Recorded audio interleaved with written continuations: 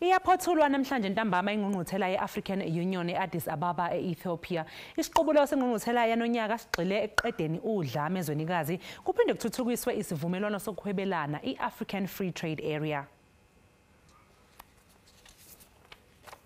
Umhlangano walonyaka weAfrican Union sithi silencing guns creating a conducive conditions for Africa's development. Lo mhlangano uhlose ukuqeda izimpi kanye nodlame oluhlobene nobulili. Ukuthulisa kwesibhamu iyona into ebalulekile futhi ephezulu eqhulwini i-Inspiration of Africa's Agenda 2063 ehlose ukuletha ukuthula eAfrika. Hamath uthi ukuletha ukuthula eSudan ngo-2019 kutshengisa ngokusobala ukuthi umhlaba uyakweseka ukuthula eAfrika nokuthi izwekazi liyakwazi ukusixazulela izinkinga elibhekene nazo. Udabeni lwaseLibya uthe iAfrika izokwazi ukuxazulula izinkinga kuleli yazwe ngaphandle kokuxambukela kwamazwe omhlaba. Uhlalo uphinde wacizelela ukweseka kwakhe kwabantu baseChina njengoba leli yazwe libhekene nesifo iCoronavirus.